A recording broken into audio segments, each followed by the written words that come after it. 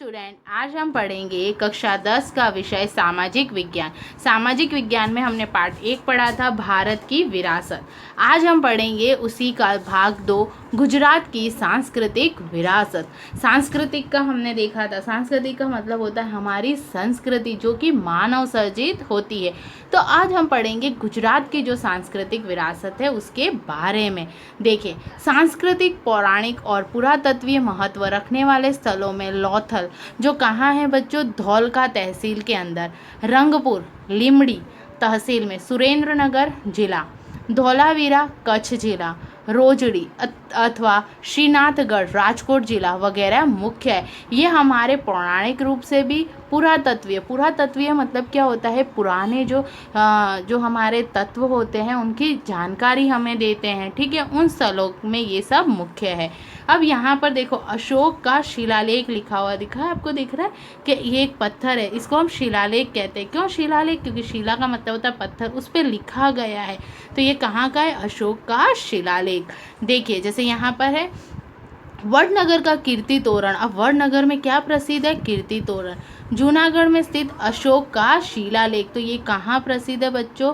ये कहाँ का शिलालेख बताया है हमें? जूनागढ़ का, ठीक है। मोढेरा का सूर्य मंदिर, आप सबने देखा होगा मोढेरा का सूर्य मंदिर, जहाँ पर मूर्ति नहीं होती है ना, सूर्य मंदिर में नहीं है। चांपानेर का दरवाज़ा, सिद्धपुर का रुद्र महालय, वीरम गाम का मुनसर तालाब, अहमदाबाद में जामा मस्जिद, आप सबने देखी ना, अहमदाबाद में कौन सी मस्जिद है? जामा मस्जिद। झूलती मीनार, सिद्दी सैयद की जाली, ये भी अहमदाबाद में है। हटीसिया के देहरा, पाटन का सहस्त्रलिंग तालाब, वडोदरा का राजमहल, जूनागढ़ का मोहब्बत खान का मकबरा, नवसारी की पारसी अंगियारी वगैरह ऐतिहासिक महत्व वाले दर्शनीय स्थल है। ये सारे हमारे दर्शनीय स्थल है जो हमें इतिहास के बारे में जानकारी देते हैं, इसलिए यहाँ पर लिखा गया है ऐतिहासिक। धार्मिक महत्व वाले, धार्मिक मतलब जो धर्म से जुड़े हुए होते हैं, महत्व वाले समूह में द्वारका का द्वारकाधीश मंदिर, आपने देखा है ना, द्वारका में क्या है बच्चों? द्वारिका कृष्ण भगवान का मंदिर भी है। और जगत गुरु शंकराचार्य का शारदा पीठ, 12 ज्योतिर्लिंगों में से एक सोमनाथ मंदिर। उत्तर गुजरात में अंबाजी, बनासकांठा है ना, उत्तर गुजरात में है अंबाजी, आप लोग सब गए होंगे। बौचराजी जो महसाणा जिले में, महाकाली माताजी मंदिर, पावागढ़ पंचमहाल जिला, मीरा दातर उनावा महसाणा जिला, जैन तीर्थ पालिताना भावनगर, रणछोड़ राय जी मंदिर डाकोर के अंदर है रणछोड़ राय का मंदिर जो खेड़ा जिला में, श्यामला जी अरवल्ली जिला वगैरह तीर्थ स्थलों को गिनाया जा सकता है। ये सारे तीर्थ स्थल है जहाँ हम दर्शन करने जाते हैं। गुजरात के प्रसिद्ध धार्मिक, सामाजिक और प्रवासन लक्षी स्थलों में पोलो विजयनगर साबरकांठा जिला, पतंगोत्सव और काकरिया कार्निवल अहमदाबाद, काकरिया पे लगता है ना काकरिया कार्निवल, वो तानारीरी महोत्सव जो वडनगर के अंदर होता है, उत्तरार्थ नृत्य महोत्सव जो मोढेरा में होता है, रणोत्सव कच्छ वगैरह का समावेश होता है। अब उसके बाद है जैन बौद्ध पर्यटन स्थल। गुजरात में जैन और बौद्ध धर्म का प्रचार प्रसार हुआ है। अब गुजरात के अंदर भी जैन धर्म के और बौद्ध धर्म का बहुत प्रसार हुआ है, जिनके आधार पर स्वरूप गुजरात में वडनगर, तारंगा, खंभालीडा, जूनागढ़, शामलाजी, कोटेश्वर, तलाजा, डांग, झगड़िया वगैरह स्थलों पर बौद्ध और जैन गुफाओं देखने को मिलती है। जैन गुफा देखने को मिलती है। गुजरात के मेले, अब यहाँ पर हम क्या देखेंगे बेटा कि सारे जो गुजरात के अलग अलग मेले हैं जो अभी हमने जाना था गुजरात की सांस्कृतिक विरासत के अंदर, गुजरात के रंग बिरंगे संस्कृति के विविध स्थलों पर परंपरा रूप से तथा धार्मिक सामाजिक दृष्टि से महत्वपूर्ण यहाँ पर मेले भी आयोजित किए गए। तो यहाँ पर कुछ मेलों के बारे में बता रखा है, जैसे कि मोढेरे का मेला। मोढेरे का मेला जो है वो कहाँ पर? मोढेरा जो कि महसाणा में स्थित है। ये कब लगता है? श्रावण वदी अमावस्या के दिन। बौचर जी का मेला बौचर जी के अंदर लगता है, ये भी महसाणा के अंदर आया, चैत्र सुद पूर्णिमा। तो यहाँ पर अलग अलग मेलों के बारे में बता रखा है, मेले के स्थल बता रखे और कौन सी तिथि के दिन आयोजित होता है वो यहाँ पर बता रखा है।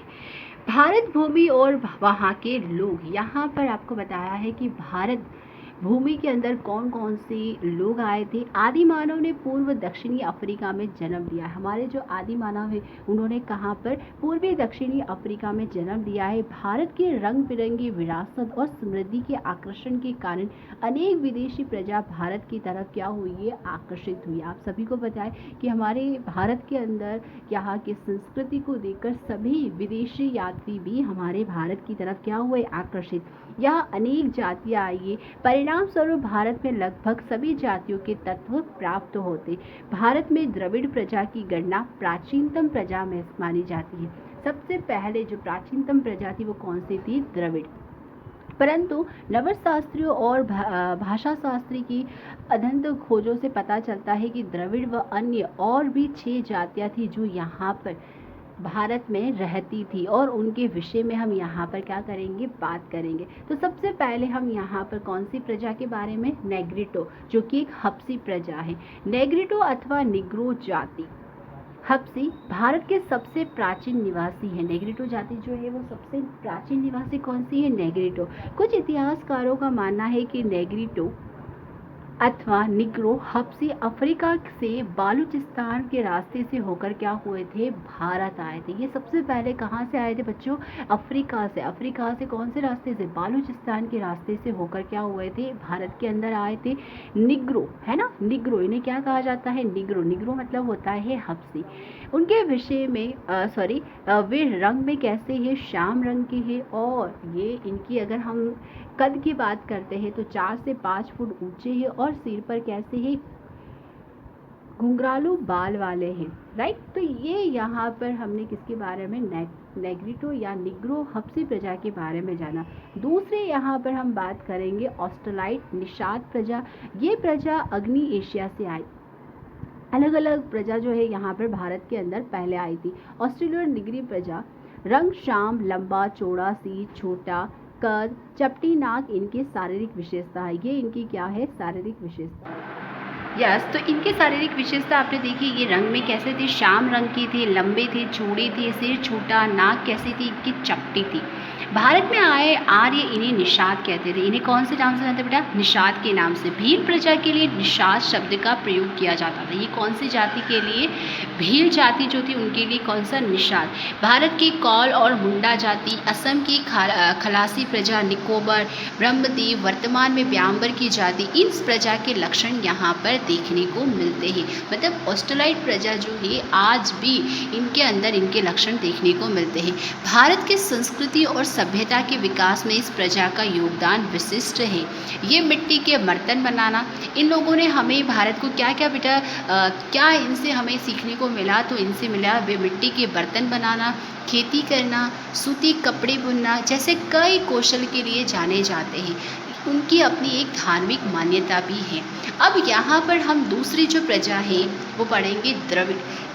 द्रविड़ को मोहनजोदड़ो व सिंधु संस्कृति के सर्जक और पाषाण युग संस्कृति के क्या माने जाते हैं, उत्तराधिकारी माना जाता है।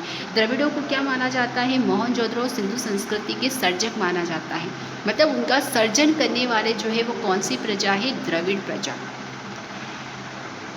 उत्तर से आई विविध प्रजा की भाषा और संस्कृति के लक्षण बने। कालांतर में ये द्रविड़ कहलाए। द्रविड़ों ने माता स्वरूप किसको माना बच्चों, देवी को। माता के स्वरूप किसे माना, देवी अर्थात पार्वती। और पितृ स्वरूप किसे माना, परमात्मा, शिव की पूजा का ज्ञान दिया। सबसे पहले द्रविड़ों ने ही हमें क्या आराधना करना, माता को देवी और पिता को क्या, शिव को यहाँ पर परमात्मा का ज्ञान दिया। इन्होंने हमें दीप, धूप, आरती, पूजा करने की परंपरा भी हमें कहाँ से मिली, हम भारतीयों को कहाँ से मिली, द्रविड़ प्रजा से। इसके उपरांत प्रकृति, पशु पूजा भी हमें द्रविड़ों से क्या हुई है, भेंट के रूप में मिली। तो ये सारी चीज़ें हमें हमारे भारत में द्रविड़ जो प्रजा है इन्होंने हमें किसके रूप में बेटा, विरासत के रूप में दिया। द्रविड़ों के मूल देवों को आर्य ने अपना लिया और उन्होंने अपनी संस्कृति की देर में पुनः स्थापित की। समय समय के साथ उत्तर के प्रचंड प्रभाव के तहत द्रविड़ों में आर्य संस्कृति गहराई तक पहुंच गई। अंतर्जातीय विवाह भी यहाँ पर क्या संबंध भी होने लगे। द्रविड़ों में मातृ प्रधान कुटुंब, द्रविड़ों में क्या माना जाता था, मातृ प्रधान किसे माना जाता, कुटुंब तथा प्रचलित है। अवकाशी ग्रहों के क्षेत्र में विविध कलाएं जैसे कताई, बुनाई, रंगाई, रक्षा नौका आदि क्षेत्रों में विशेष क्या रही है, इनका योगदान देखने को मिला है। मतलब अलग अलग ये जो कलाई है, कला कौशल है, ये भी हमें कहाँ से मिलने को मिला है, द्रविड़ों से। आर्यों के प्रभुत्व के बाद वे दक्षिण भारत की तरफ खिसकते गए और वहाँ पर उन्होंने क्या किया, अपना स्थायित्व बना। आज दक्षिण भारत में द्रविड़ कुल की तमिल, तेलुगु, कन्नड़, मलयालम जैसी अनेक भाषाएं क्या की जाती है, बोली जाती।